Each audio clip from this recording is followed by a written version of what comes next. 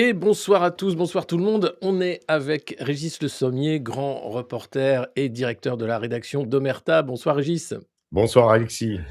Alors, évidemment, très heureux de t'avoir à nouveau sur Le Monde Moderne pour, d voir un peu ce qui se passe dans ce brouillard, de la guerre, en Iran avec, cette attaque, coordonnée, préventive, hein, on va dire, d'Israël et des États-Unis sur le régime iranien à partir de samedi. Et puis depuis, on a l'impression que ça se passe pas vraiment comme voulu. On ne Mmh sait mh. pas vraiment quels sont les objectifs.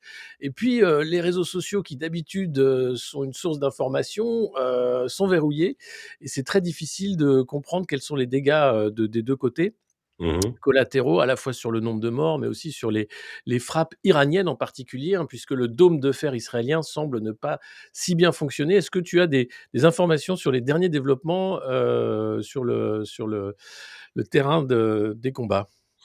Alors c'est assez, difficile à en effet d'évaluer, qui dit la vérité. Il y a, on va dire de l'hystérie de part et d'autre et des tentations de capter, la narration évidemment, qui se fait d'ailleurs par des médias, totalement français qui n'ont rien, en commun avec l'Iran et ni même avec les États-Unis. Mais bon, qui suivant un camp ou l'autre, on essaye effectivement de tirer la couverture à soi.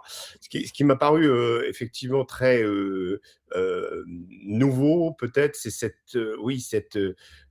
ce blackout qui peut exister. C'est-à-dire jusqu'à présent, on manipulait, des images, parfois en prenant des images d'anciens conflits et cetera.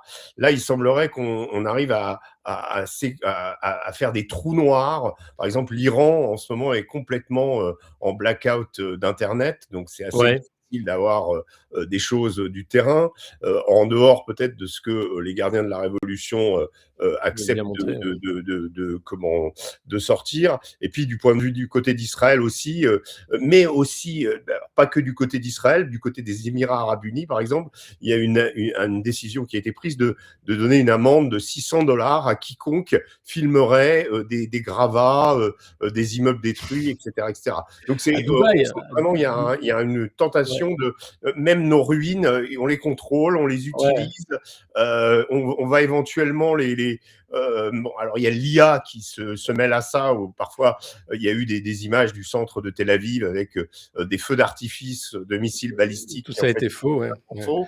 Le centre-ville de Téhéran, en revanche, par contre, il y a des images, mais ça, on les fait passer au compte-gouttes pour dire, regardez, Mmh. comme par hasard, il y a la conférence de Pete Hegseth derrière, et on montre que massivement, on cible les centres de décision du pouvoir en Iran. Alors tout le monde sait très bien que les missiles sont dispatchés sur l'ensemble du territoire et que c'est plutôt des commandements intermédiaires de gardiens de la révolution qui ont la main sur les décisions de faire feu, et c'est plus trop centralisé aujourd'hui.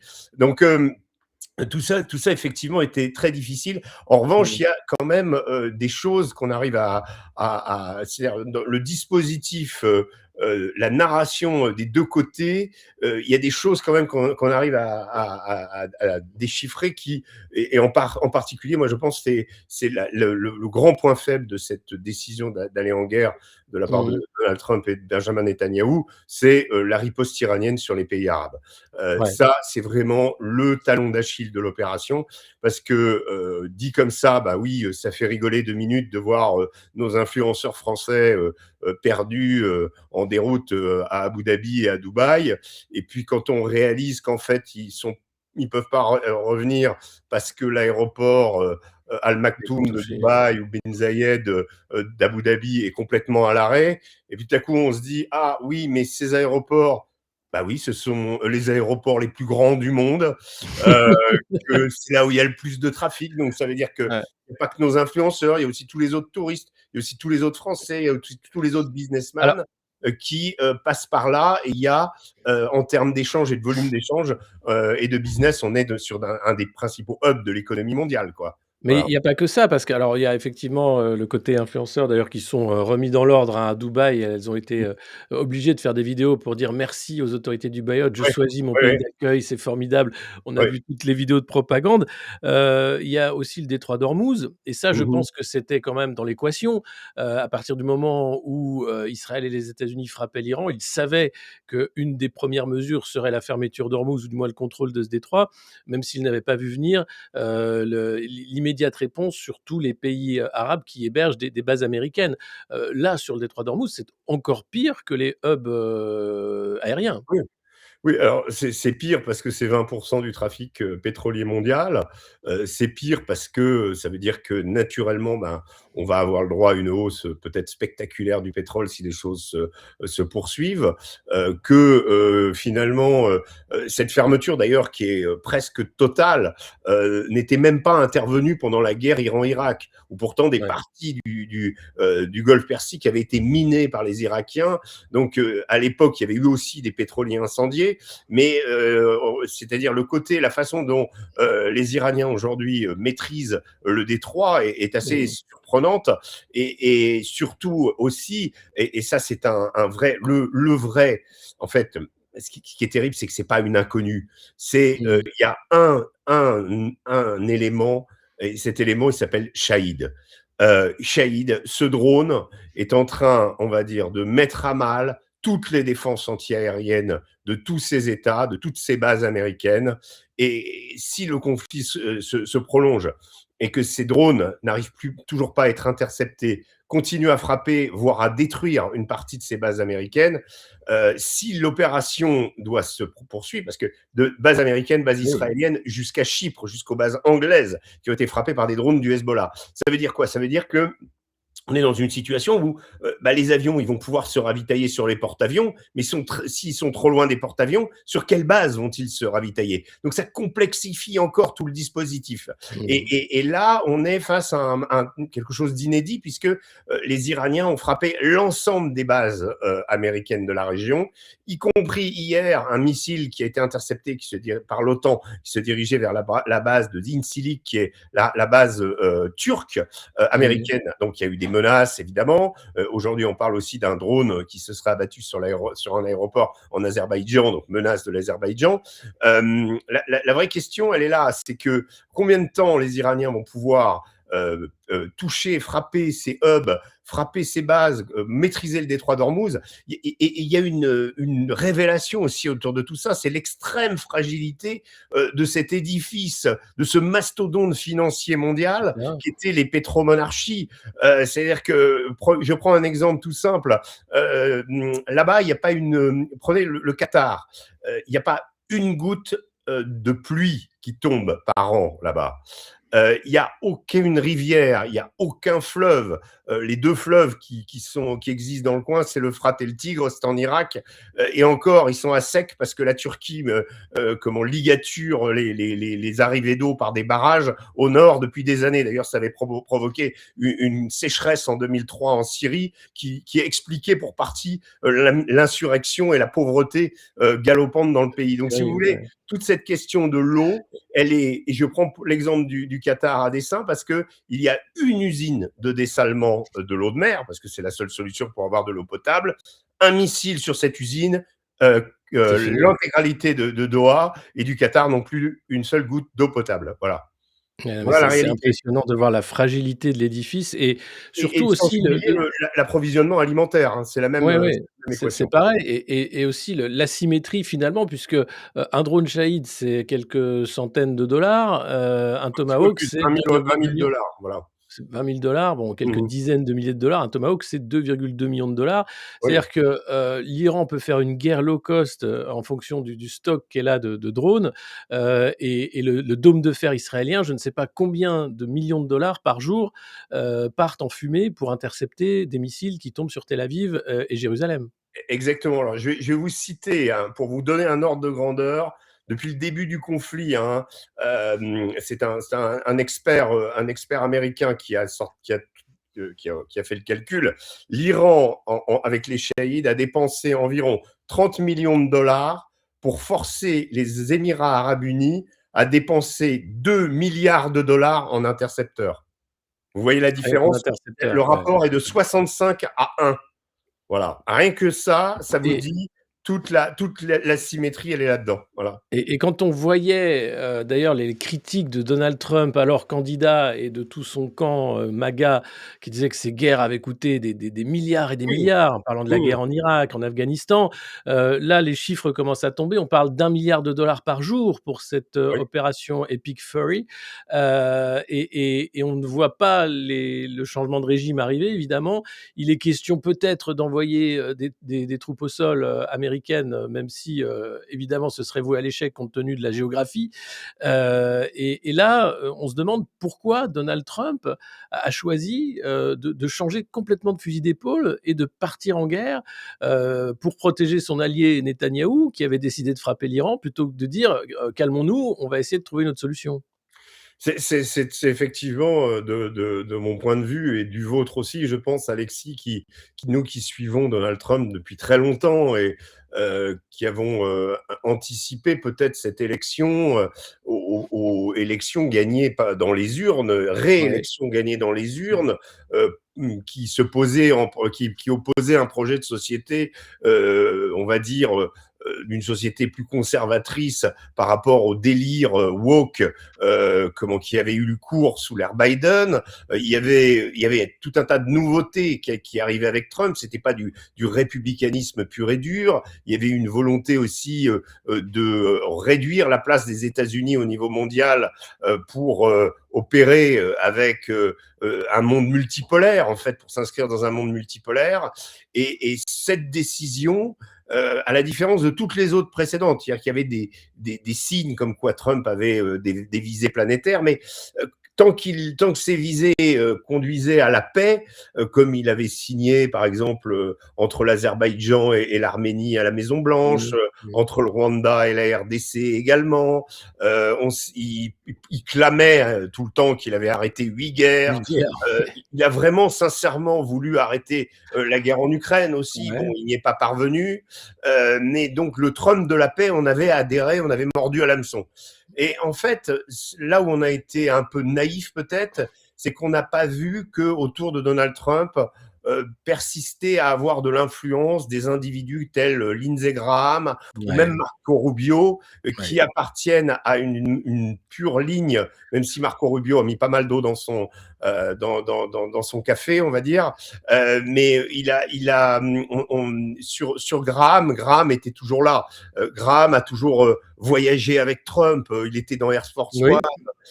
Et Graham, ça a toujours été le pouce au crime. Ouais. Là, j'entendais encore hier, il disait qu'il fallait attaquer le Liban, que les États-Unis devaient attaquer le Liban. Impressionnant. Voilà, Non donc à mais chaque fois, une guerre ne lui suffit pas. jamais! Non mais, comment ce sénateur de Caroline du Sud Ouais, complètement, idiot, a une telle influence, année c'est ça. après année? Il me fait penser à John Bolton d'une certaine Oui, façon. Qui c'est sont ça. ces gens et d'où vient leur pouvoir en fait? Ce Oui, poids d'envoyer des boys se faire tuer aux 4 coins du oui. monde pour, l'intérêt financier de quelques entreprises? Oui, parce qu'ils ne sont pas à leur coup d'essai. Ça fait des Non. décennies que ces gens cherchent à mettre le feu à l'ensemble de la planète. Dès qu'il y a une crise, il faut envoyer des troupes.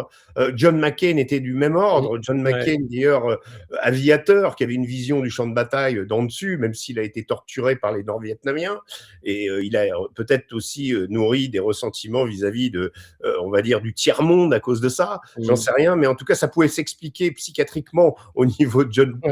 Pour Lindsey de Graham. McCain. Ouais. Autant de Ouais. Lindsey Graham, comment comment Un un apparatchik de peu, Washington, enfin ouais, voilà, voilà, c'est un sénateur, apparatchik américain qui n'a rien à voir avec le, voilà. ouais, Et, ouais. donc on a du mal à comprendre que pourquoi Mais ces gens-là sont toujours là, bon, qu'ils soient toujours là et qu'ils essayent d'agiter leur cause, pourquoi pas. Mais ce qui est plutôt troublant, c'est que Donald Trump, finalement, en dépit de toutes les promesses qu'il ait fait à sa base MAGA, de la raison même de son élection, parce que rappelons mmh, aussi une mmh, chose, c'est que Donald Trump, je rappelle souvent ça, comme Barack Obama, sont des gens qui ont été élus ou réélus pour Donald Trump. Obama aussi a été réélu sur des plateformes anti-guerre. Ouais, Obama, on l'a un peu oublié, n'est pas apparu comme ça, ne s'est pas installé à la Maison Blanche simplement parce qu'il était séduisant, porteur d'avenir, etc., un peu Kennedy sur les bords, mais bien parce qu'il y a eu la guerre en Irak et que le poids de la guerre en Irak et le poids de la guerre en Afghanistan ont pesé énormément au point de le faire élire. Et Donald Trump, c'est pareil, c'est la promesse ouais, d'une nouvelle Amérique, d'une nouvelle approche des relations internationales. Et cette décision de partir en guerre, cette décision j'écoutais la conférence de presse de Pete Hegseth hier, c'est surréaliste. Et je pense que vous y serez sensible aussi, Alexis. On a eu d'ailleurs dans la séquence rupture des négociations, une montée en puissance qui s'est fait avec un wording, prenons pour, enfin un vocabulaire qui ressemblait, ou des phrases ou des expressions qui ressemblaient comme deux gouttes d'eau à celles qu'on avait entendues pour l'Irak. ouais. C'est-à-dire, Alors, l'Iran cherche à obtenir l'arme nucléaire. Steve Witkoff qui dit ils vont l'obtenir dans quelques semaines. Il dit mais 15 c'est le jours, 15 jours. négociateur en chef qui tout à coup nous lance ça.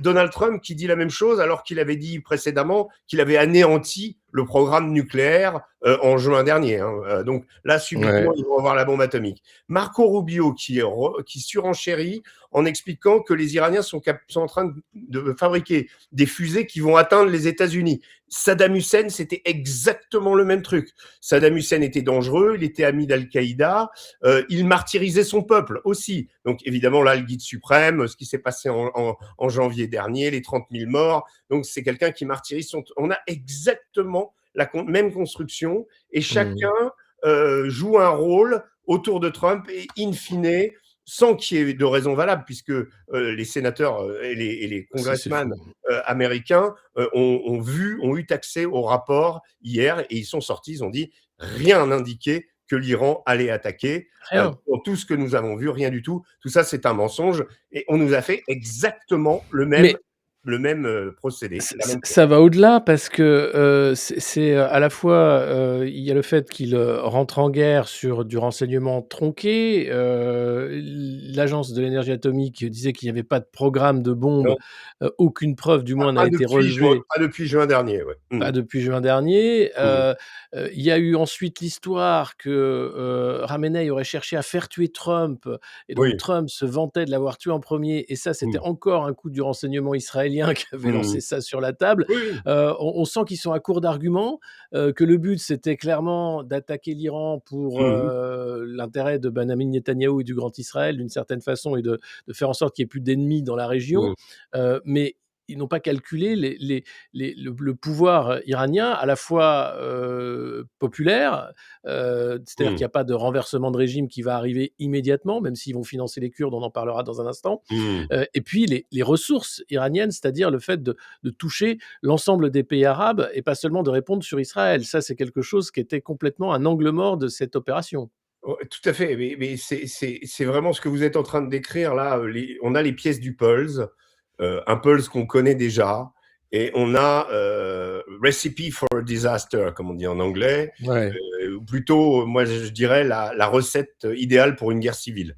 C'est-à-dire que, Mmh. c'est là aussi où on n'y pense pas aujourd'hui, c'est que même si, le régime devrait tomber, en aucun cas on imagine que dans ces circonstances, les quelques 150 000, voire 500 000 avec leurs familles, etc., gardiens de la Révolution, plus les Bassidji, etc. Parce que comme moi, on m'a toujours dit 150 000, 150 000 Oui, gardiens de la Révolution pour 92 millions d'habitants. J'ai un peu de mal à croire que 150 000 ouais, personnes gouvernent et tissent leurs tentacules sur 92 millions d'habitants.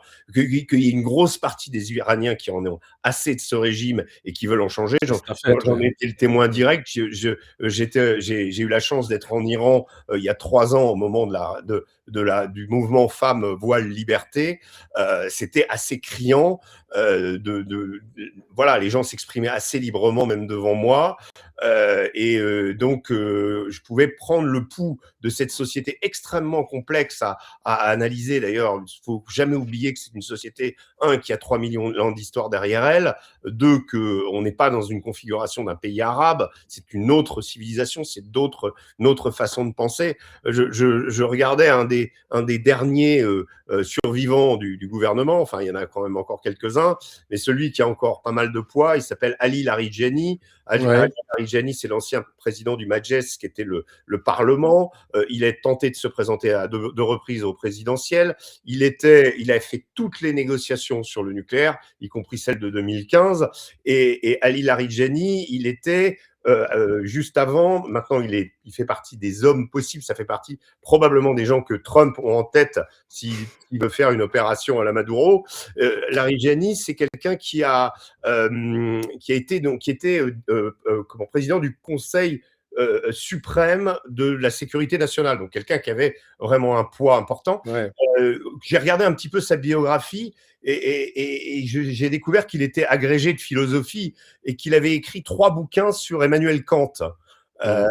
c'est pas, enfin, il n'a pas écrit 3 bouquins sur un philosophe perse. Ouais, mais Emmanuel Kant, justement, parce qu'il y a cette caricature du régime incroyable. iranien qui serait un régime moyenâgeux, Oui, obscurantiste, où les oui, femmes n'ont pas de place. Il faut dire que la plupart des étudiants en Iran sont des étudiantes, ce sont des bien sûr, femmes, bien sûr, bien sûr. qu'il y a des mathématiciens, de talent, que l'Iran a toujours, fait en sorte d'avoir une élite intellectuelle justement pour être une puissance régionale importante, et Mmh. donc c'est pas une guerre de civilisation non plus entre, d'un côté, les barbus islamistes qui veulent nous exterminer et les autres.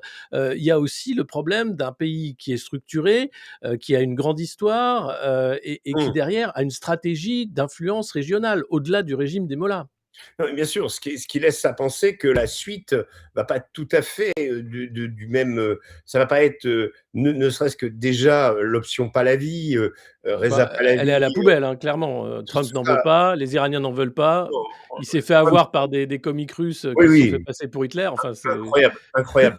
Et surtout Trump qui lui a donné la bénédiction Machado hier, c'est-à-dire t'auras beau tout faire, me donner les trésors de ton père, je te considérerai comme un garçon sympathique. ouais, Comment Maria Karina Machado a été jusqu'à offrir son prix Nobel de la paix à Trump à la Maison Blanche, tout ça pour se voir écarté par une fidèle, parce qu'une fidèle de Chavez a été choisie à sa place.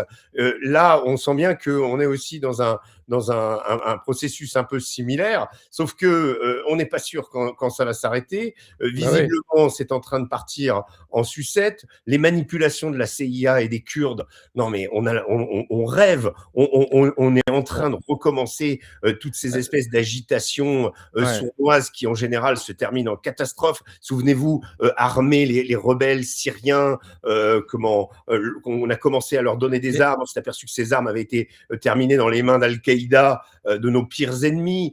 Là, on est en train de manipuler des Kurdes qui viennent d'être cocufiés une nouvelle fois d'ailleurs. Hein. Rappelons quand même qu'il y a 3 semaines, les Américains se sont retirés de Syrie et du coup les Kurdes n'ont plus aucune protection, ils n'ont eu d'autre choix que d'intégrer l'armée d'Al-Shara, du nouveau président syrien, lui-même ancien djihadiste qui était à la bien fondation sûr. de Daesh, les Kurdes sur lesquels on a compté pour combattre Daesh, obligés de se soumettre à un ancien de Daesh. Et aujourd'hui, qu'est-ce qu'on fait? On va leur dire, écoutez les gars, vous allez traverser la frontière et vous allez fomenter une révolution chez les Iraniens. Non, sans compter que Et là, ces mais c Kurdes traversent la frontière, je termine, si ces Kurdes traversent la frontière, ils risquent d'aller dans la ville de Tabriz, dans laquelle il y a la plus grosse minorité azerbaïdjanaise. C'est quand même quasiment l'Azerbaïdjan de l'Iran. On oublie qu'il y a 10% d'Azéris, il y a 10 millions d'Azéris en Iran. Et donc, les Kurdes vont se retrouver face aux Azéris, qui sont leurs ennemis.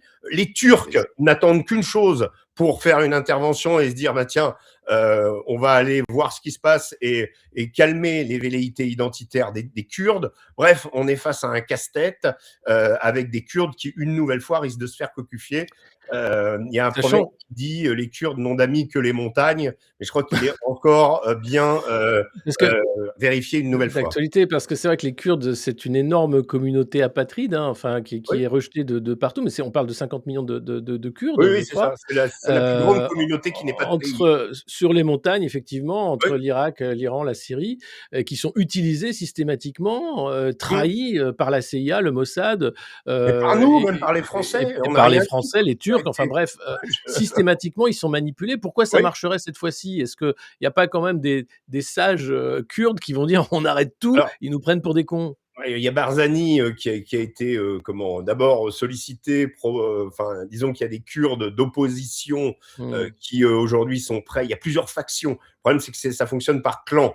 Apparemment, Barzani a donné une oreille attentive à ce que lui disait Trump. Puis là, j'ai entendu ses déclarations ce matin. Il a dit: «Nous ne laisserons pas la guerre, iranienne venir sur notre territoire». Bon, ça veut OK. dire qu'on revient à des propos plus sages, mais je pense que les Kurdes comprennent aussi, l'équation turque et savent que s'ils font un mouvement de conquête, qui apparaîtra comme un mouvement de conquête, les Turcs ne laisseront jamais passer ça. Et les Turcs ont toujours, d'ailleurs, sont toujours dans le camp de l'Iran. Mmh. Mmh. Alors c'est pour ça qu'on peut se dire, oui, attaque de drones sur une base azérie qui sont les alliés des Turcs. Est-ce que là aussi, est-ce que c'est vraiment l'Iran qui a attaqué? L'Iran dit c'est pas nous. Bref, il y a beaucoup de manipulations que ni vous Ouais. ni moi sommes au courant, mais en tout cas, il y a une espèce de partie de poker qui est en train de se Ah jouer, oui. et d'ailleurs qui est absolument, du point de vue de Donald Trump, redoutable, parce que qu'est-ce que Mmh. Donald Trump demande aux Kurdes de faire? La trahison, elle est déjà presque là. Il leur demande de rentrer dans le Kurdistan iranien, de s'allier à leurs frères kurdes du Kurdistan iranien pour déstabiliser l'intérieur, donc le régime des mollahs, tout en potentiellement cherchant quelqu'un au cœur de l'appareil des passes d'Aran, des gardiens de la révolution, pour succéder à Khamenei. Donc Mmh. en fait, ça veut dire il sait pas encore. Il va peut-être jouer la carte du chaos, ou alors la carte du régime C'est avec fou. quelqu'un. Donc franchement, Non mais moi je serais un Kurde, je quel dirais bon, quel écoutez, je non mais j'ai heu piscine, hein, c'est bon. Mais c'est ça, on va pas se refaire avoir encore une fois, c'est clair. Mais, en fait, q enfin, enfin, moi, je reviens sur le cas Trump parce que c'est vraiment l'inconnu dans l'équation. Les midterms arrivent, Mmh, il est en train de se mettre à dos toute sa base électorale, hein, les MAGA qui mmh, l'ont élu sur la promesse du président de la paix et cetera. Vous avez des grandes voix MAGA, Marjorie Taylor Greene, Tucker Carlson, qui ont fait son élection, qui sont en train de dire: «Trump, c'est fini pour moi, je veux plus en entendre parler, c'est pas mmh, possible». Il nous a trahis et vous avez même, des influenceurs MAGA qui sont en train de dire qu'ils vont voter démocrate. mmh. Donc quel est le calcul? Nick Enfin, je veux Fuentes, dire d'ailleurs. Nick Fuentes, voilà, absolument. J'aimerais savoir le calcul derrière. Alors certains disent que Trump est tenu et alors il a bien essayé de faire comprendre que ce n'est pas Benjamin Netanyahou qui l'a emmené faire la guerre Mmh, de force, mais que c'est lui qui était là pour protéger les intérêts américains et cetera et cetera. On a du mal à le croire, et quel est l'intérêt aussi des États-Unis, qui pouvaient, renouer un dialogue avec les BRICS ou le Sud global d'une certaine façon et qui là se remet dans une position impérialiste qui va fâcher beaucoup de gens qui regardaient en disant peut-être qu'on va pouvoir à nouveau négocier avec les États-Unis. Là, c'est clairement fini. non, non, c'est un pari immense. Alors peut-être qu'il y a aussi cette explication, que Trump, quelqu'un lui aurait soufflé que, il aura sa place dans l'histoire, à la hauteur Ouais. de Roosevelt qui a vaincu le nazisme, Non, et mais à côté de Ronald Reagan qui a vaincu le communisme, ayant solutionné un problème iranien, qui existe depuis, 46 ans. Voilà. mmh, C'est peut-être ça aussi, c'est de dire, je fais un coup, mmh. et je pense qu'il y a de cette explication, parce que Ouais, ouais. moi je m'intéresse beaucoup, comme vous Alexis, à la rhétorique, Mmh. et je trouve que cette rhétorique inflammatoire qu'on entend là depuis les États-Unis, n'est pas un bon signe, n'est pas un signe que les choses se passent bien sur le terrain. Bien. Non, non. Quand on a besoin de rappeler les fondamentaux, quand on a besoin, parce que attention, quand Donald Trump s'adresse solennellement au monde, il s'adresse surtout aux États-Unis. Bien Quand sûr. avec Dan Kane, le chef d'état-major des armées, tiennent un point presse au Pentagone avec le logo Pentagone derrière, c'est pour montrer que la machine est là, que Mmh. elle est en route, qu'il faut laisser se faire les choses. Ça va être un petit peu plus long que prévu, mais qu'on va gagner, qu'on va les écraser, et cetera, et cetera. On a Les déjà entendu tout ça, on a déjà vu tout ça. Enfin, il y a quelque chose de frappant. Enfin, vous avez couvert la guerre du Golfe, ouais, sous l'ère Bush. Vous parlez tout à l'heure des similitudes. On a l'impression que les États-Unis n'apprennent pas de leurs erreurs et sont en train de faire encore une nouvelle fois la même erreur, ou du moins le même mécanisme, c'est-à-dire une guerre qui n'est pas faite pour être gagnée, mais qui est faite pour, essayer de déstabiliser une région du monde, récupérer un peu d'argent, et puis après avoir peut-être des concessions pétrolières ou autres, mais et clairement, après partir. on et ouais, et Et au bout répartir, d'un mais moment partir. Non, mais ouais. c'est ce qui est souvent le cas, l'Afghanistan étant le Ah bah, symbole le sommet, ouais, ouais. de avec des talibans à qui on remet les clés 20 ans après. Donc là, Avec un matériel de guerre incroyable, hein, ils ont dans tout les laissé centres sur de place. matériel, enfin bref, Ouais. c'est vrai que c'est assez, difficile de comprendre. Moi, j'ai Mmh. écrit un petit texte hier soir parce qu'en après cette conférence de presse, d'exec, d'abord je voudrais faire juste Ouais. un laïus sur le propos. Il explique que, donc, on va bombarder un maximum, jusqu'à les tuer un à un, donc les dignitaires du régime, et il dit, in fine, quand ils auront estimé qu'on en a tué suffisamment d'entre eux, ils viendront nous supplier de choisir le successeur du guide. Mais c'est Là, impossible. j'ai été regarder un peu dans les livres d'histoire, parce que souvent c'est pas inutile. Entre 1965 et 1975, le Vietnam a reçu 7,5 millions de tonnes de bombes. 7,5 millions de tonnes. Donc, vous imaginez un peu, le Vietnam est le pays le plus bombardé au monde. Et C'est je me fou, suis ouais. rendu compte d'une chose, c'est que oui, il y avait le Vietnam Sud, il y avait bon le Viet Minh avait l'adhésion de la population, mais les mollahs iraniens ont l'adhésion d'une partie de la population. On peut pas le nier. Sûr. On a l'impression que 90% des Iraniens sont contre eux. Si 90% des Non, non. Iraniens étaient contre eux, ils ne seraient pas au pouvoir. Et donc là aussi très partagé, mais surtout à quel moment le général Giap et Ho Chi Minh sont-ils allés voir les Américains en leur disant s'il vous plaît choisissez notre successeur. Non, ça s'est pas passé Non. comme ça. Ils ont gagné au nord, ensuite ils ont envahi le sud et il y a eu un régime communiste pendant plus de 50 ans. Donc Mmh. l'équation, voilà. Et l'autre aspect, il est plus personnel. Quand j'ai entendu cette rhétorique, ça m'a rappelé un épisode que j'ai vécu en 2005 quand j'étais à Bagdad. À l'époque, on était tous les journalistes, on allait au point presse dans la green zone avant d'embarquer dans des unités pour aller patrouiller avec les soldats américains. C'était le principe de l'embedment qui était quelque chose de pas mal parce que au départ, quand la situation était calme, bah oui, l'armée américaine pouvait nous montrer les choses, mais comme il y avait un contrat, si par hasard il y avait une explosion ou un accrochage, bah on était là et on était au cœur et on vivait comme les soldats. Donc ça avait Mmh. beaucoup d'avantages l'embed, mais on avait beaucoup de temps de latence comme ça, et pendant les temps de latence, on allait souvent au point presse et il y avait un colonel, je me souviens du CPIC, c'était Coalition Provisional Information, etc. Center, donc le centre de la L'organe coalition. de propagande, quoi. Ouais. Imaginez, c'était dans une espèce de truc en AGECO, voilà, qu'ils amènent partout. J'en ai retrouvé ça en Afghanistan, etc., etc. Et partout dans le monde, ils recréent une sorte de mini-Amérique avec des lattés et on peut se prendre des donuts au passage. Et on arrivait, et le colonel s'appelait Steve Boylan. Et je me souviens, c'était pas le profil du commando, hein. Il avait une bedaine, il ressemblait plus à un général irakien, vous savez, où plus la bedaine Ouais, est grosse, plus on a d'étoiles. des Et des médailles, ouais. sur ce profil, et il se fait beaucoup parce que à Bagdad, il fait très chaud. Et à un moment, je me souviens de cette journée où le correspondant du Washington Post lève la main et dit, écoutez, nous faisons des patrouilles dans Bagdad et les habitants viennent vers nous, journalistes, et ils se plaignent. Ils nous disent, vous savez, vous faites du bruit avec vos hélicoptères, vous réveillez nos gamins pendant la nuit, vos hélicoptères pour s'éclairer balancent des fusées éclairantes qui parfois incendient des cabanes, ça crée du tumulte dans le quartier. C'est fou. Est-ce que vous pouvez pas faire un effort? Donc le journaliste transcrit à Steve Boylan les doléances des habitants de Bagdad.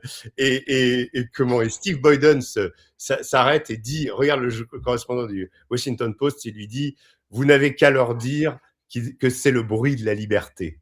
Ah, Voilà. c'est le bruit de la Et en liberté, écoutant Pete Exec, je me suis dit, on y est. On y mmh, retourne au bruit de la liberté, cette espèce de sacro-sainte croyance que moi j'appelle le syndrome de l'écrasement, que oui. en écrasant quelque chose, on va faire sortir le bien, parce qu'on est le bien. Hein. Ça, il y a aussi, C'est ça et que les gens vont nous dire merci, alors bien qu'on a sûr, tué leurs enfants, leurs femmes, oui, alors que enfin c'est il a été prouvé que les bombardements sur l'Allemagne nazie avaient renforcé bien l'emprise sûr, du Parti national-socialiste bah, sur la évidemment. société, au nom de la défense de Heimat, la patrie, quoi. Non mais Voilà. c'est fou d'avoir, Oui. cette cécité Et stratégique, ça ne change pas. Et vous dites 10 ouais. ans d'occupation de l'Irak, 20 ans Mmh. d'occupation de l'Afghanistan. Vous avez quand même du Retex. Il y a eu la contre-insurrection, il y a eu Bien Pétréus, sûr. des mecs intelligents qui sont arrivés, qui ont dit attendez, on va peut-être faire les choses un peu différemment. Au lieu d'arriver chez les gens, de casser la porte, d'humilier le père devant toute la famille et de créer 10 terroristes parmi les enfants, on va essayer de faire les choses différemment. On va essayer de faire le thé, on va boire le chai, on va faire, et comme ça on obtiendra du renseignement et on leur montrera qu'on est les good guys et que Ouais, les mecs ouais, ouais. d'Al-Qaïda sont les bad guys, etc. Tous les principes de contre-insurrection, ça a pris beaucoup de temps. Mais là, je vois même pas un Pétréus pointer son nez. Hein. Là, on est dans de Non. l'aviateur. Alors là, les aviateurs, vous en avez sur les plateaux de télé des dizaines. Hein. Ils arrivent, Ouais. ils savent. Ah ouais, oh, t'as vu, putain, comment, le mirage, machin, le truc, etc. C'est super. Là, vous avez de l'aviateur qui défile sur toutes les chaînes pour vous expliquer le truc. Mais vous avez assez rarement un mec qui a combattu sur le terrain. Ouais. Parce que là, le point de vue change. Quand vous avez fait la jungle au Vietnam, comme Colin Powell ou d'autres, vous n'avez pas trop envie d'aller en guerre. Vous en connaissez le prix. Mmh. L'aviateur, bah, il planifie, il bombarde, il prend des risques, mais c'est pas pareil, quoi. Ouais, c'est pas du tout la même vision et aucun bombardement n'a jamais amené un changement de régime et ça, ils le savent, hein, pourtant. Évident, évident. Et puis alors, il y a aussi cette, croyance dans la supériorité, technique, avec le fait, bon, d'avoir maintenant les drones, l'IA évidemment, c'est aussi un terrain de jeu grandeur nature, pour Palantir comme l'est l'Ukraine. Oui, Mais, il y a aussi ces nouveaux missiles, longue portée, enfin on essaye plein de choses. Ça permet aussi de faire un showcase, de rappeler aux Émirats que s'ils veulent en acheter plus, bah, regardez, il y en a plein. Et il mmh, serait peut-être le moment de s'équiper davantage. Regardez ce qu'a ouais, fait l'Iran, par exemple. ouais, ouais, Il y a un peu un marché à ciel ouvert, c'est assez, ouais. hypocrite. Est-ce que Une perte les de taille. Iraniens Mmh, oui, voilà. mmh, Est-ce que les Iraniens, ont suffisamment de réserves? Parce que là, on voit qu'il y a eu quand même des frappes stratégiques qui ont fait extrêmement mal, sur des lanceurs, sur des usines aussi de fabrication et cetera et cetera. De côté iranien, on a eu ces images de hangars de drones, qui étaient prêts à partir. Heu, Visiblement, les Iraniens sont partis pour, faire le dos rond et tenir sous les bombardements et voir jusqu'où ils peuvent, faire du mal aussi en face à Israël, et aux Américains. Écoutez, ce qui est en train de se passer est la conséquence pour l'Iran, il y a une sorte, il faut raisonner chiite. Mmh. Raisonner chiite, ça veut dire, on est, dans une société, en tout cas pour les religieux, où, le martyr est c'est la quintessence, c'est la Oui, clé de voûte. Le martyr, d'ailleurs, le drone s'appelle shahid, qui veut dire martyr, hein, en arabe et en perse. Donc c'est un drone, même le drone, lui, il se sacrifie. Il y a l'idée du sacrifice, quoi, vous voyez. Donc c'est jusqu'au drone, ils sont chiites. Et là, il y a une sorte d'alignement des planètes chiites qui s'est produite avec la mort de l'ayatollah Khamenei. ouais, bien Vous sûr. savez que les chiites sont pénétrés du souvenir, du martyr de leur deuxième imam, c'est-à-dire Hussein, le fils d'Ali, Ali ayant lui-même été tué, mais le martyr d'Hussein a lieu à la bataille de Karbala, où il est emmené, où il est torturé, où il est assassiné, ses partisans l'ayant abandonné. Donc les chiites revivent dans la cérémonie d'Ashura tous les ans, où ils se flagellent jusqu'au sang, le martyr d'Hussein. Donc on est vraiment dans une dans une sphère spirituelle et temporelle, puisque c'est le prolongement. On est dans la République Mmh. islamique, c'est-à-dire la transmission du spirituel vers le juridique, en fait, et l'organisation de la société. Donc, on est dans une notion où le sacrifice c'est la pierre angulaire de tout ça. Et donc, on a un ayatollah, successeur de Khomeini, pardon, qui est assassiné par le grand Satan et le petit Satan ensemble, en fait, pour les chiites. Hein.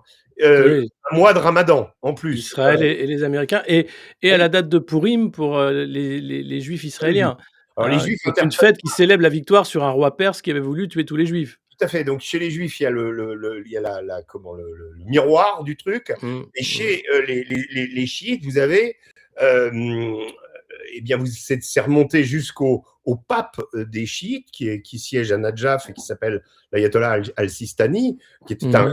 rival de Khamenei. Sistani, c'est le spirituel, Khamenei, c'était le politique, en fait, dans le monde chiite. Mais là, comme Khamenei a été éliminé, Sistani a dit il faut faire le djihad. Et faire le djihad chez les chiites, ça veut dire tout le monde chiite. Et le monde chiite, c'est pas les frontières définies. C'est ça, C'est hein. 60% des habitants de l'Irak, c'est 65% des habitants de Bahreïn qui sont chiites.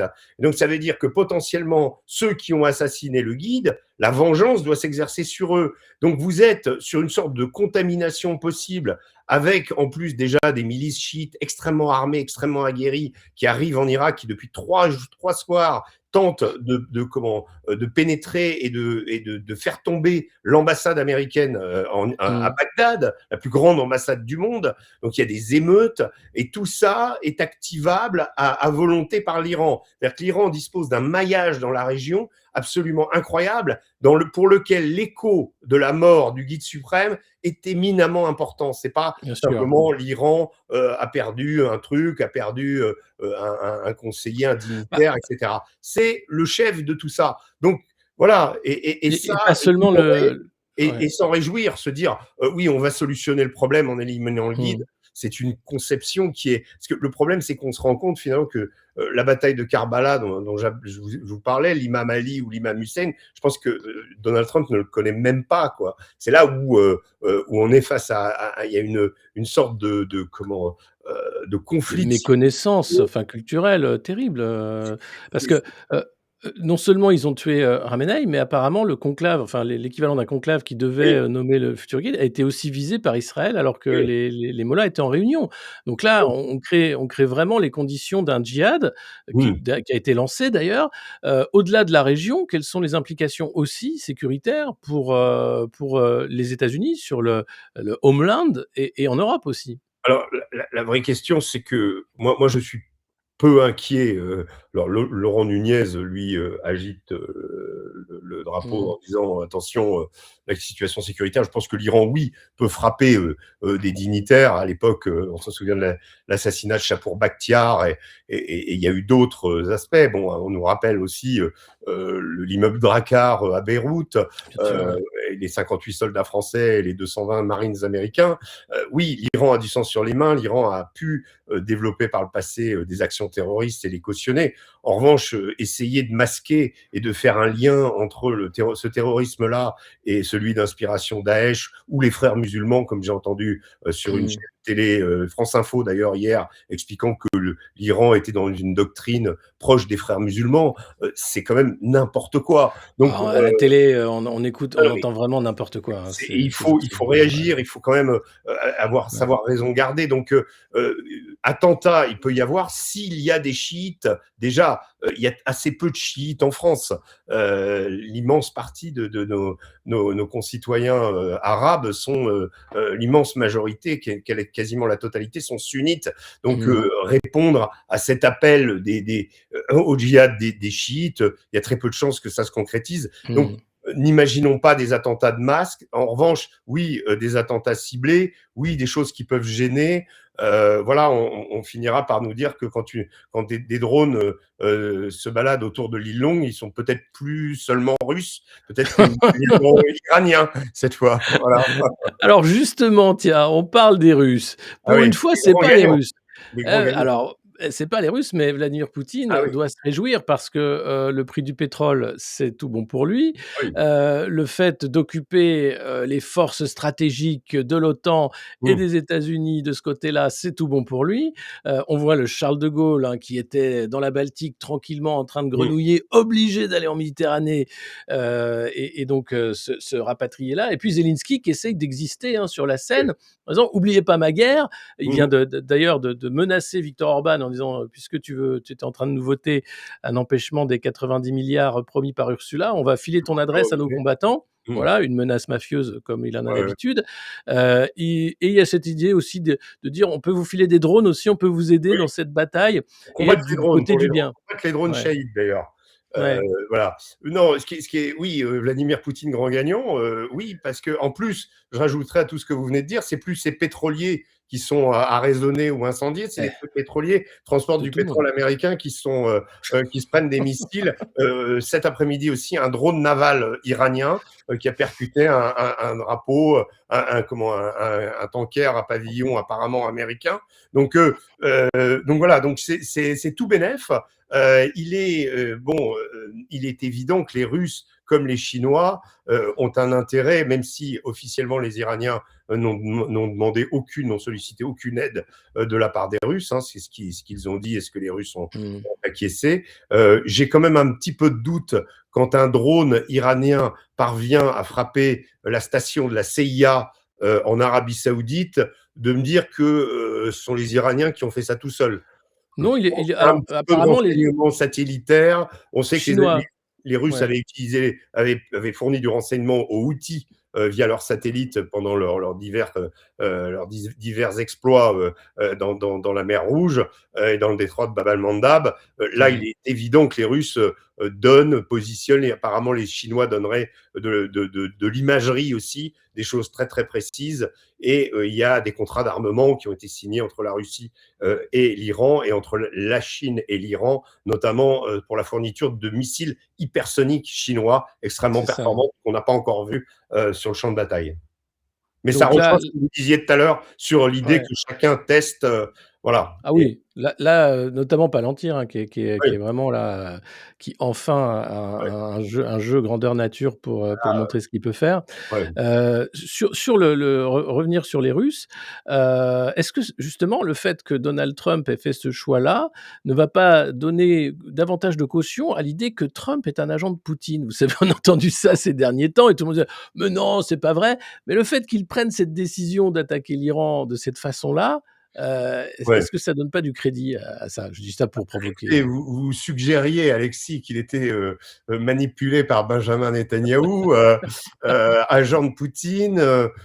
On pourrait rajouter tout ça pour échapper au fichier Epstein caché. absolument, pour rajouter une petite couche. Ça fait quand même beaucoup de bazar pour un seul Bon, homme quand même. Hein. ouais, ouais. Il est allé loin. Hein, donc non, je sais pas. Je crois Heu, pas à cette théorie. Je pense que Donald Trump est mmh, fasciné par tout ce qui est autoritaire, tout ce qui lui ressemble un petit oui, peu, même si ni Benjamin Netanyahou la ni puissance, ouais, Vladimir ouais. Poutine n'ont la vulgarité de Donald Trump. Mais en tout cas, c'est des hommes qui évoluent dans la même sphère, et donc il y a une sorte de complicité et un mépris absolu pour tout ce que nos dirigeants Mmh, représentent. Je pense que Donald ouais. Trump est plus mu finalement philosophiquement, affectivement, émotionnellement par des gens comme Poutine ou Netanyahou, que par évidemment des gens comme Emmanuel Macron, Keir Starmer ou même Friedrich Merz, même si on a Heu, remarqué que le chancelier allemand était à côté du président pendant sa conférence de presse.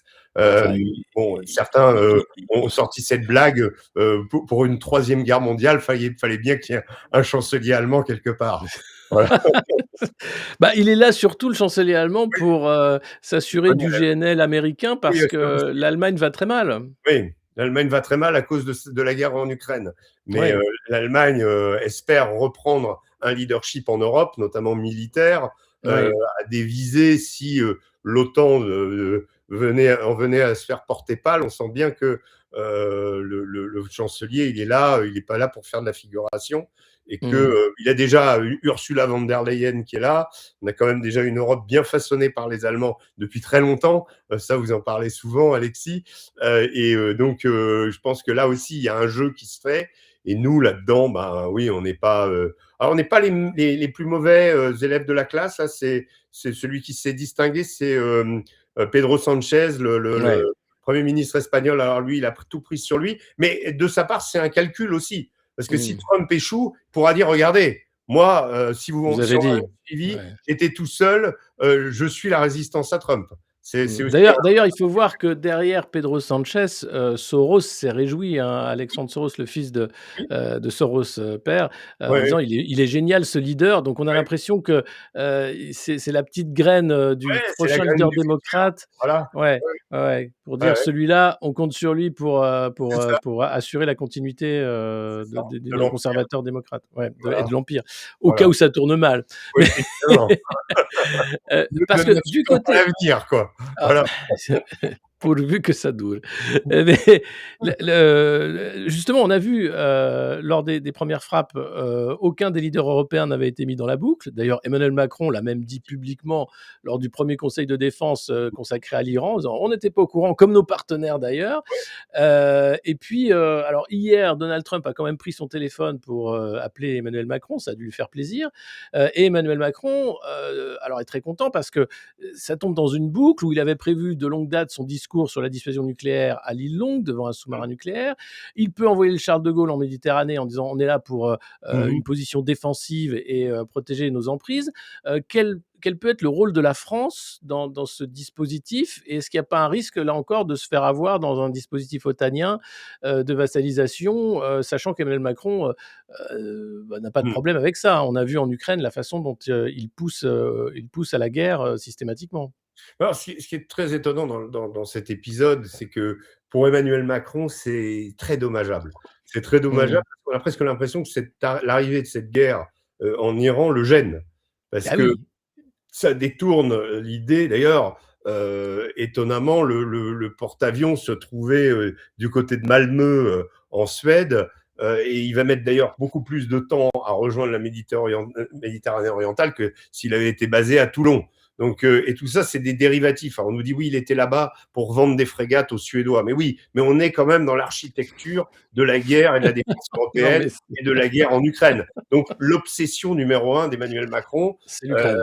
c'était l'Ukraine. Donc d'ailleurs, Mmh. je Mmh. rappelle un épisode assez grotesque, juste avant l'entrée en guerre de Trump le samedi matin. On a passé tout le vendredi à entendre Emmanuel Macron et Jean-Noël Barrot nous expliquer le danger des drones russes ou d'un Oui, drone russe qui avait été au-dessus du repéré Charles de Gaulle. 13 Ouais. kilomètres à côté du Charles de Gaulle.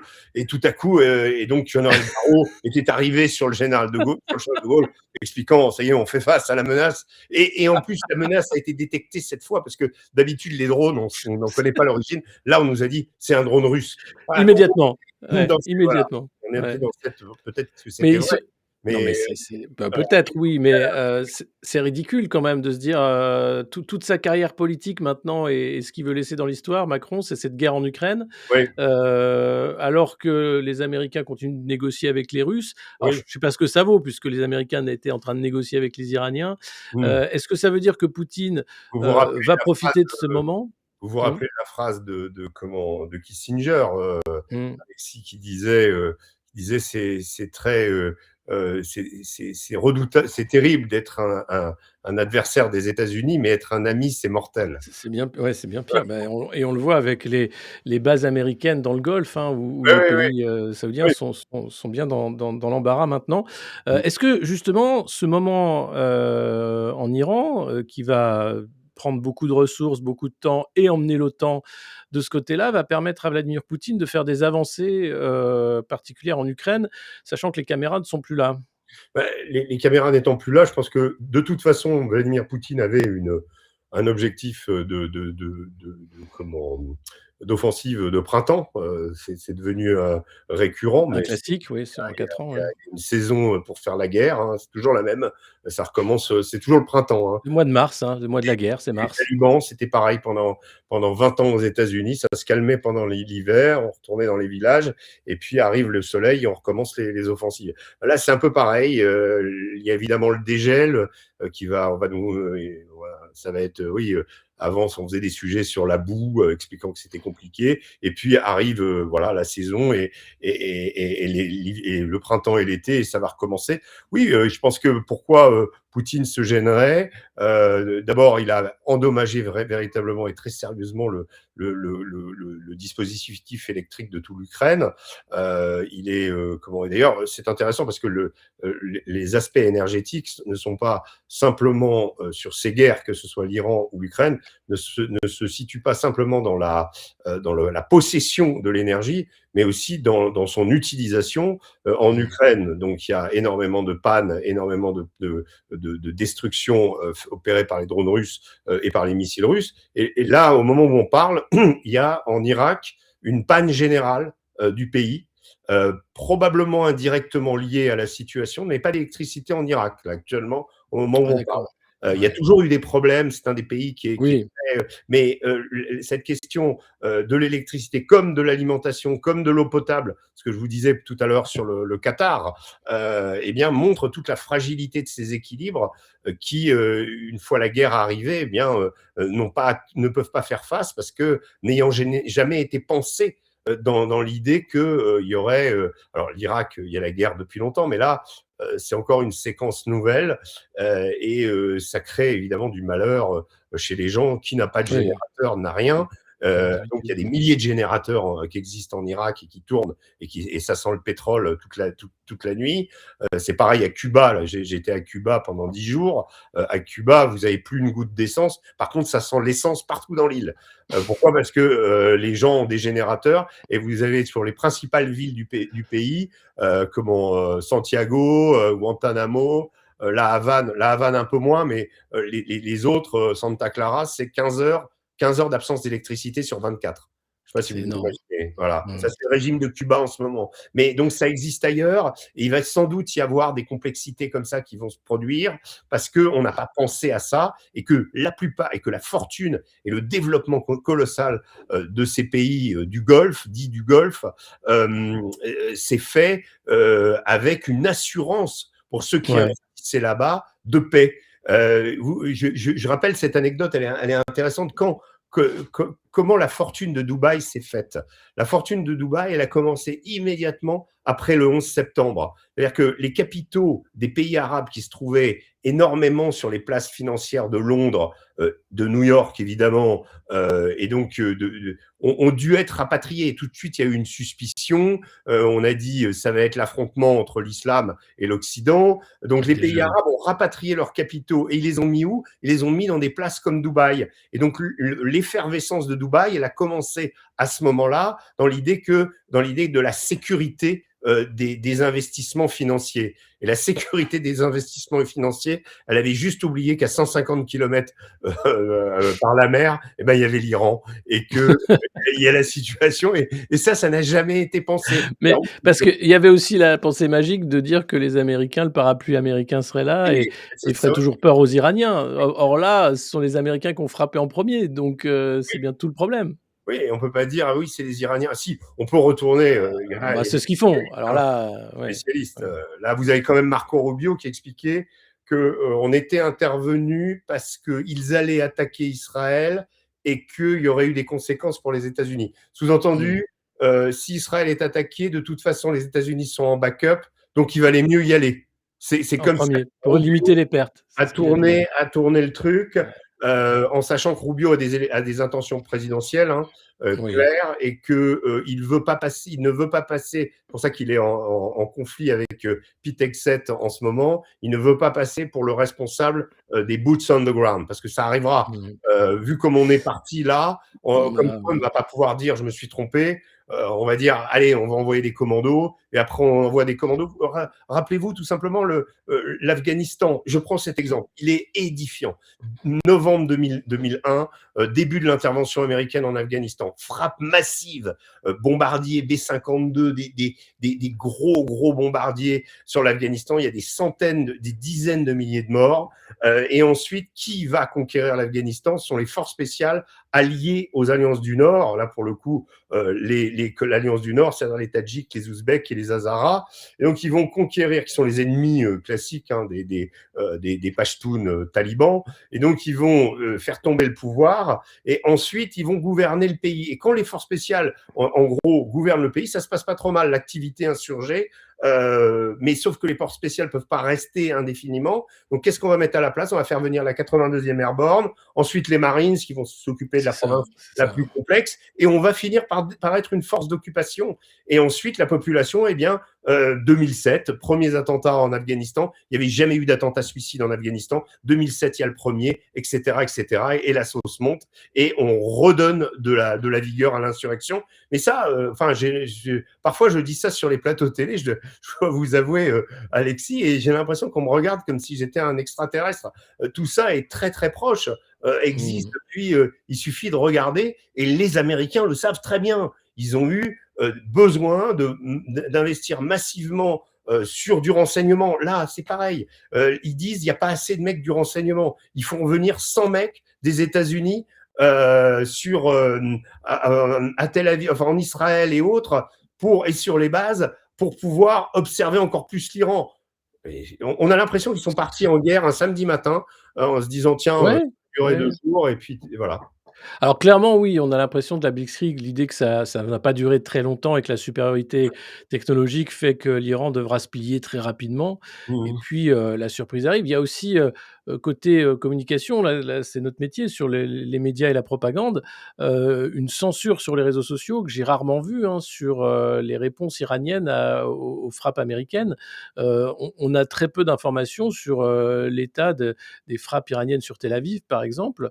Ou sur les bases américaines, Mmh. on n'a pas vu grand-chose. Ça, on l'avait déjà vu pendant la guerre des 12 jours, hein. C'est Mmh. blackout complet. On voit même certains de des correspondants des chaînes d'infos sur CNews ou sur LCI, bon, qui sont en train de filmer, puis tout à coup, ils sont interrompus par quelqu'un, un type en civil qui est là et qui vient leur dire non, non, vous avez le droit de filmer cette partie des gravats. Point final. Oui, ça revient à ce que je vous disais tout à l'heure, l'exploitation des ruines.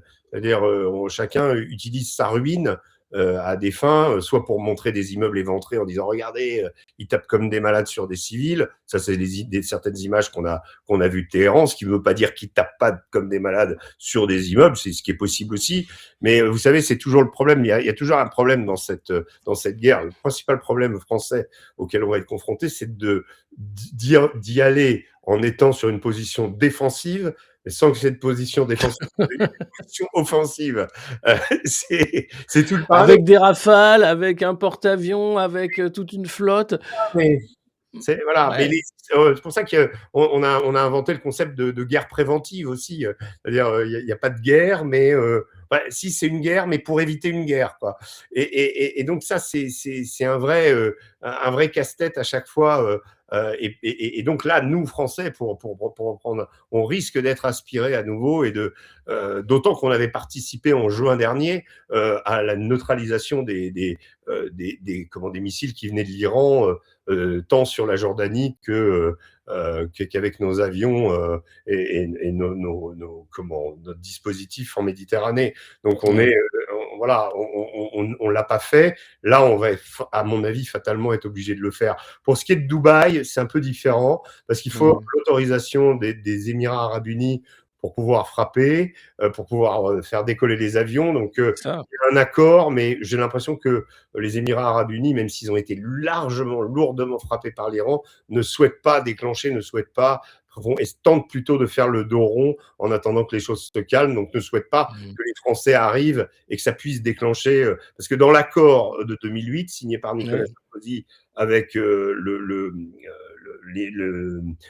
Mohamed bin Zayed, l'accord stipule qu'on doit neutraliser le point de départ du vecteur lancé. Donc ça veut dire, attaquer le territoire iranien, quoi. C'est ça, c'est bien ça.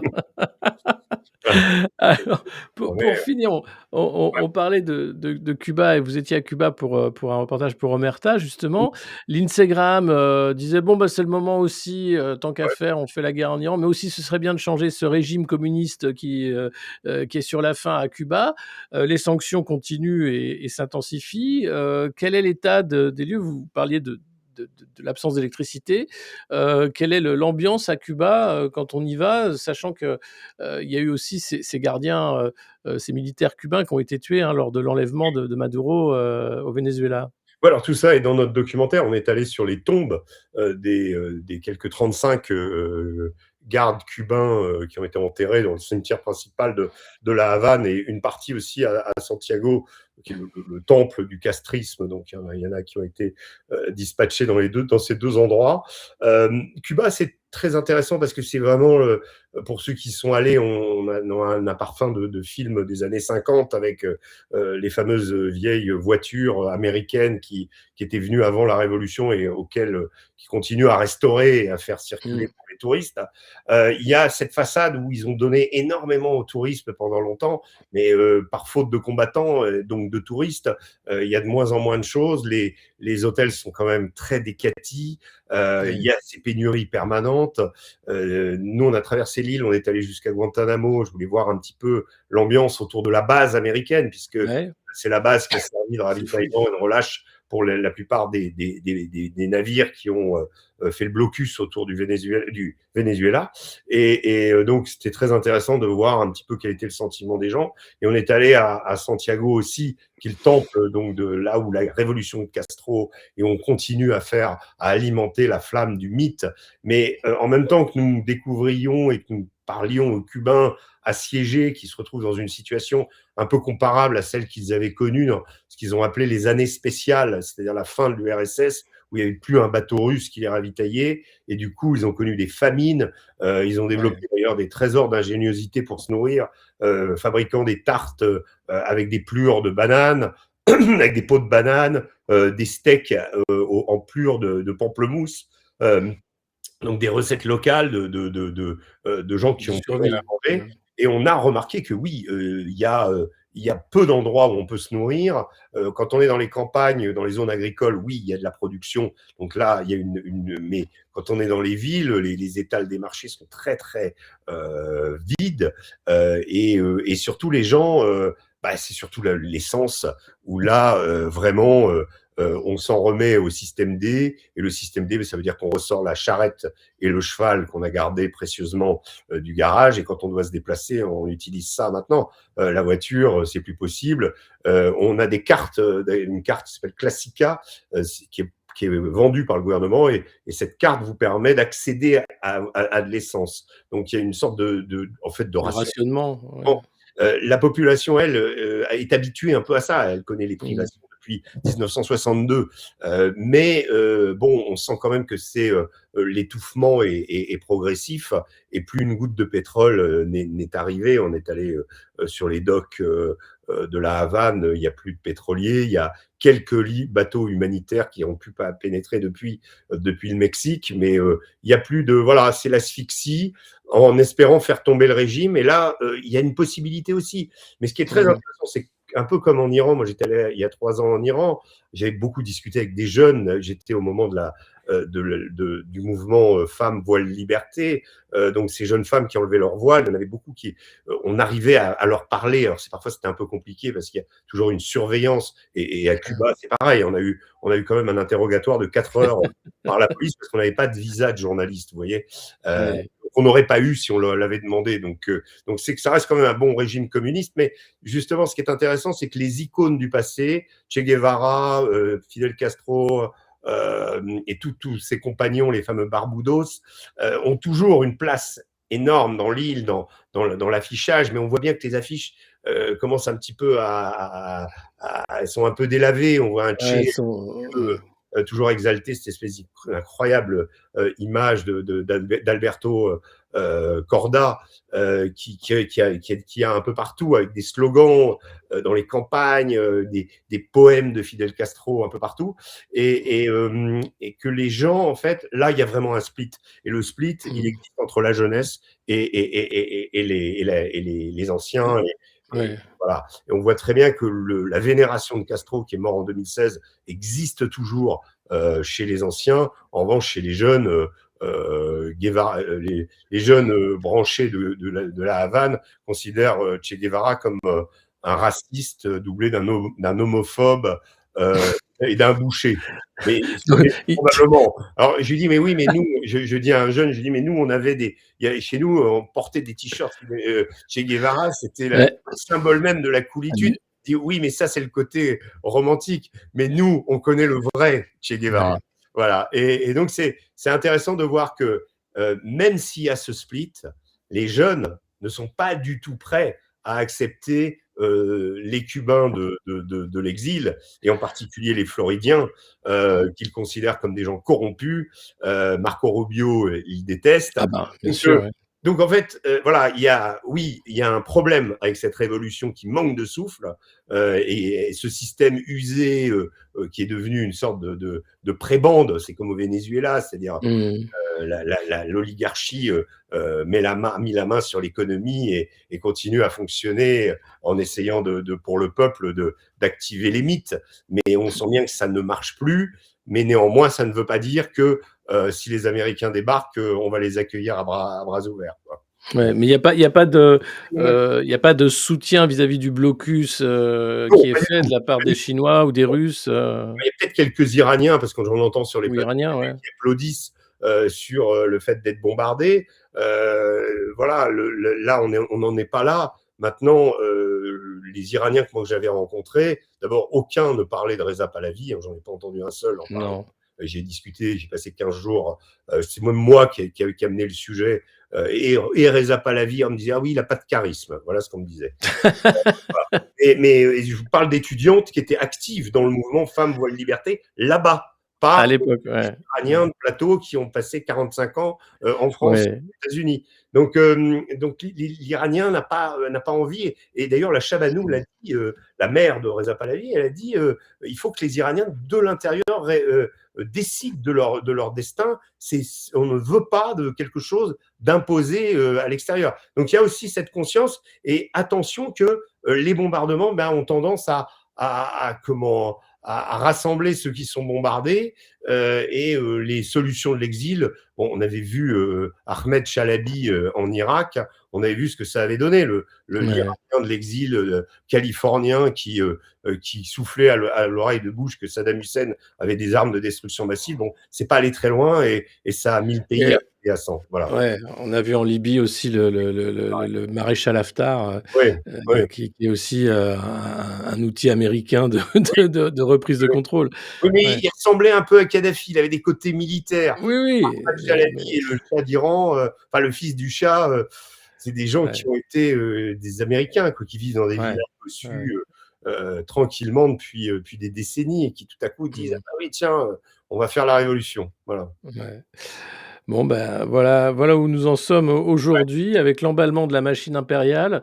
Mmh. On ne sait pas, où ça va aller. En tout cas, c'était un point à date, aujourd'hui. Merci beaucoup, Régis Le Sommier d'avoir été avec nous, Merci et puis, beaucoup. ben, on va continuer de suivre, hein, bien sûr, les développements, et donc, Omerta, donc un reportage sur Cuba, et le dernier numéro est sur Le dernier numéro est toujours en kiosque, anti-mondialiste, les patriotes à la reconquête de l'Europe. Voilà. bon, bah, alors 3000 là, fois, oui, on peut le trouver en Merci. très bien. Merci beaucoup, et merci à vous tous de suivre Le Monde Moderne. N'hésitez pas, bien sûr, les pouces sous la vidéo, les commentaires, partagez, et puis abonnez-vous si vous découvrez la chaîne, et parlez-en autour de vous. Merci Régis, à bientôt, et à À vous tous, bientôt. à demain pour la revue de presse. Au revoir.